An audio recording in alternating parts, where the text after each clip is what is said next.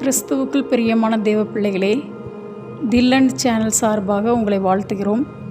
இன்றைய நாளின் தியானத்திற்காக எடுத்துக்கொள்ளப்பட்ட தேவ வார்த்தை மேன்மை. மேன்மை என்ற வார்த்தைக்கான பொருள் நாம் அனைவரும் தெரிந்ததே. நீதிமொழிகள் 18ஆம் அதிகாரம் 12ஆம் வசனத்திலே மேன்மைக்கு முன்னானது தாழ்மை என்று சொல்லப்பட்டிருப்பதை நாம் அனைவரும் அறிந்திருக்கிறோம். இந்த மேன்மை என்ற சொல்லின் பொருள் உயர்வு என்பதை குறிக்கும். ஒருவேளை இந்த உலக வாழ்க்கையிலே நாம் அனைவருமே விரும்புகிற ஒரு காரியம்தான் இந்த உயர்வு, அதாவது மேன்மை.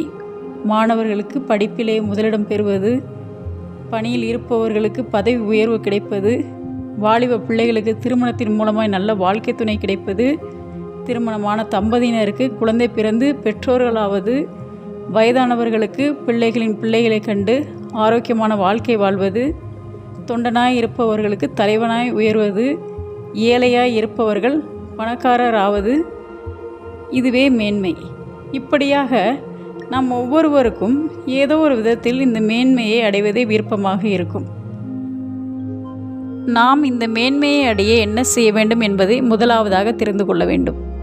நம்மோடு இருக்கின்ற மனிதர்களை நாம் மேன்மை பாராட்டும் போது பதிலுக்கு அவர்களும் நம்மை மேன்மை பாராட்டுவார்கள். அவர்களை சிறந்தவர்கள் என்று நீங்கள் சொல்லும்போது அவர்களும் உங்களை சிறந்தவர்கள் என்று சொல்வார்கள். ஆனால் இந்த மனிதர்கள் நமக்கு பாராட்டுகிற மேன்மையானது நிரந்தரமாக இருக்காது. ஒருவேளை அவர்கள் மனம் மாறும்போது நமக்கான மேன்மை அவர்கள் கொடுக்க மறுப்பார்கள். எனவே நிலையான நிரந்தரமான மேன்மை நமக்கு எப்போது கிடைக்கும் என்றால் கர்த்தரை மேன்மை பாராட்டும் போதுதான் கிடைக்கும். சங்கீதம் 20ஆம் அதிகாரம் 7ஆம் வசனத்திலே கர்த்தருடைய நாமத்தை குறித்தே மேன்மை பாராட்டுவோம் என்றும், சங்கீதம் 34ஆம் அதிகாரம் 2ஆம் வசனத்திலே கர்த்தருக்குள் என் ஆத்துமா மேன்மை பாராட்டும் என்றும், சங்கீதம் 44:8 தேவனுக்குள் நித்தம் மேன்மை பாராட்டுவோம் என்றும், 1 நாளாகமம் 16:10 அவருடைய பரிசுத்த நாமத்தை குறித்து மேன்மை பாராட்டுவோம் என்றும் சொல்லப்பட்டபடி தேவ பிள்ளைகளே, நம்முடைய ஆத்துமா நித்தமும் கர்த்தருக்குள் மேன்மை பாராட்ட வேண்டும். அவ்வாறு நாம் கர்த்தரை உயர்த்துகிறவர்களாய் இருக்கும்போது அவரும் நம்மை உயர்த்துவார், மேன்மை பாராட்டுவார். இரண்டாவதாக, ஆண்டவர் நம்மை எவ்வாறு மேன்மைப்படுத்துவார் என்பதை தெரிந்து கொள்ளுங்கள். யோசுவாவின் புத்தகம் 3ஆம் அதிகாரம் 7ஆம் வசனத்திலே கர்த்தர் யோசுவாவை நோக்கி, நான் மோசேயோடு இருந்தது போல உன்னோடும் இருக்கிறேன் என்பதை இஸ்ரவேலர் எல்லாரும் அறியும்படிக்கு இன்று அவர்கள் கண்களுக்கு முன்பாக உன்னை மேன்மைப்படுத்துவேன் என்று சொல்லப்பட்டபடி நம்மை குறித்து அல்ல, ஆண்டவரை குறித்து பெருமை பாராட்டும் போது ஆண்டவர் யார் யாரெல்லாம் நம்மை அற்பமாய் நினைக்கிறார்களோ அவர்கள் கண்களுக்கு முன்பாக தகுதிப்படுத்தி நம்மை உயர்த்தி மேன்மைப்படுத்துவார். அடுத்து உபாகமம் 28:1 உன் தேவனாகிய கர்த்தர் பூமியில் உள்ள சகல ஜாதிகளிலும் உன்னை மேன்மையாக வைப்பார் என்று சொல்லப்பட்டபடி அவர் கட்டளைகளுக்கு கீழ்ப்படிந்து அவர் சத்தத்துக்கு செவிசாய்த்து அவரை மகிமைப்படுத்துவதன் மூலம் அவர் நம்மை சுற்றியுள்ள சகல ஜனங்களை பார்க்கிலும் மேன்மையாக வைப்பார். மூன்றாவதாக, கர்த்தரின் மேன்மைப்படுத்துதலினால் நமக்கு கிடைக்கும் பலன் பற்றி பார்க்கலாம்.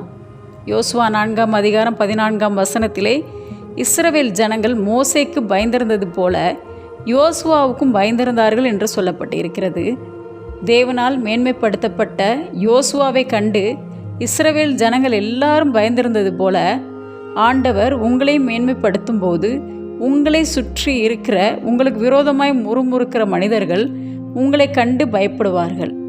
உங்களை அவர்களால் எதிர்கொள்ள முடியவே முடியாது. அடுத்ததாக, தேவ மேன்மையின் பலனாக நமக்கு கிடைக்கிற இன்னொரு ஆசீர்வாதம் 2 சாமுவேல் 23ஆம் அதிகாரம் 19ஆம் வசனத்திலே இந்த 3 பேர்களில் அவன் மேன்மை உள்ளவனாய் இருந்ததனால் அல்லவோ அவர்களில் தலைவனானான் என்று சொல்லப்பட்டபடி நம்மை விட திறமைசாலிகளாய் அநேகர் இருந்தாலும், ஒருவேளை நமக்கு தகுதியே இல்லாமல் இருந்தாலும் தேவ மேன்மை நம்மளிடத்திலே காணப்படும் போது நம்மை ஆண்டவர் அவர்களுக்கெல்லாம் தலைவனாய் தலைவியாய் மாற்றி உயர்த்துவார். அநேக கண்கள் ஆச்சரியப்படும் விதமாய் கர்த்தர் உங்களை உயர்த்துவார். எனவே தேவ பிள்ளைகளே, இன்றைய நாளிலே நாம் தியானித்தபடி நம்மை அல்ல, மற்றவர்களை அல்ல, கர்த்தருடைய நாமத்தையே நாம் மேன்மைப்படுத்த வேண்டும். அவ்வாறு ஆண்டவரை நாம் மேன்மைப்படுத்தும் போது ஆண்டவர் நம்மை மேன்மைப்படுத்துவார்.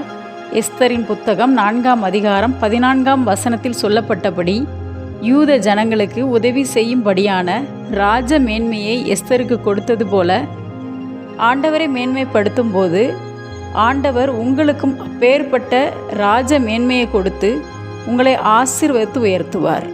ஆமேன்.